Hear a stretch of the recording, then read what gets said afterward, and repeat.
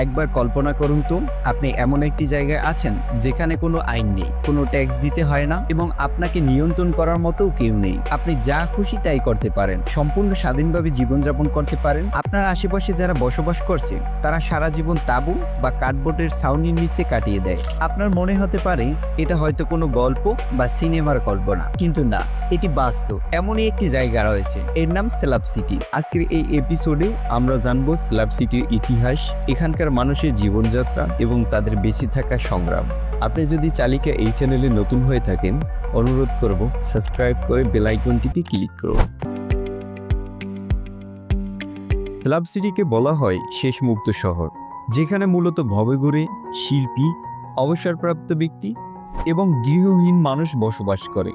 এটি আধুনিক সভ্যতার গণ্ডির বাইরে এক ভিন্নধর্মী জীবনযাত্রার প্রতিচিত্র, যেখানে নিয়মকানুনের বাধাই নেই, রাষ্ট্রের কোনো নিয়ন্ত্রণ নেই, আর সমাজের প্রচলিত নিয়মগুলোরও তেমন কোনো অস্তিত্ব নেই। এখানে মানুষ বেঁচে থাকে নিজস্ব শর্তে, বাঁচার জন্য লড়াই করে নিজস্ব উপায়ে।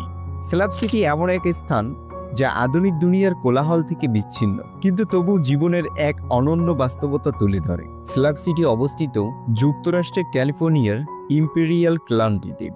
1942 সালে দ্বিতীয় বিশ্বযুদ্ধের সময় ক্যাম্প ডানল্যাপ নামে একটি সামরিক ঘাঁটি এখানে স্থাপন করা হয়। মার্কিন নৌবাহিনীর প্রশিক্ষণ কেন্দ্র হিসেবে এটি ব্যবহৃত হতো।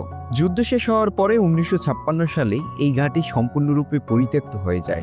সেনাবাহিনী চলে যাওয়ার পরে এখানে কেবল কংক্রিটের বিশাল স্ল্যাবগুলো পড়ে থাকে। পরে ববেগুরেরা এখানে আসতে শুরু করে এবং এটি একটি মুক্ত বসতিতে পরিণত হয়। কংক্রিটের স্ল্যাব থেকেই এর নামকরণ করা হয় স্ল্যাব সিটি।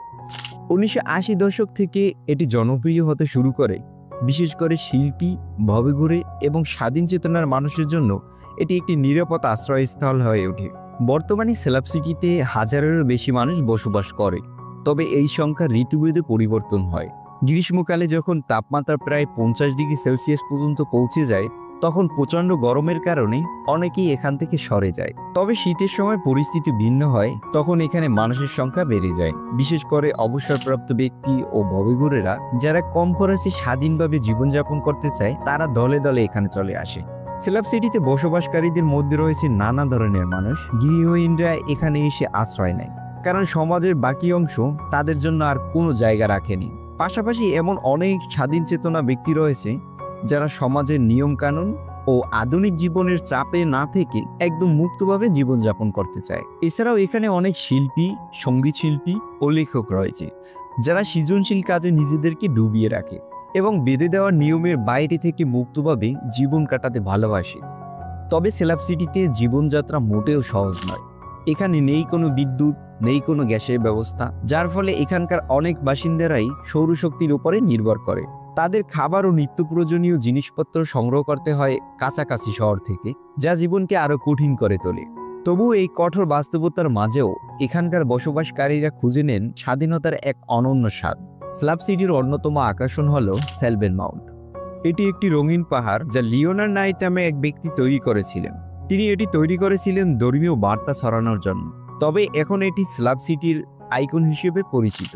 স্ল্যাব সিটিতে বিভিন্ন রিসাইকেল ম্যাটেরিয়াল দিয়ে শিল্পকর্ম তৈরি করা হয়। স্ল্যাব সিটির প্রাণকেন্দ্রে রয়েছে একটি উন্মুক্ত সঙ্গীত মঞ্চ, যেটি স্থানীয়দের কাছে দ্য রেঞ্জ নামে পরিচিত।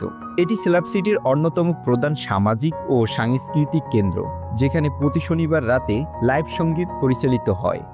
স্থানীয় বাসিন্দারা এবং ভ্রমণকারীরা এখানে একত্রিত হয়ে নাচ এবং বিভিন্ন পারফরমেন্স উপভোগ করে। এটি স্ল্যাব সিটির অন্যতম সংস্কৃতির একটি বড় অংশ।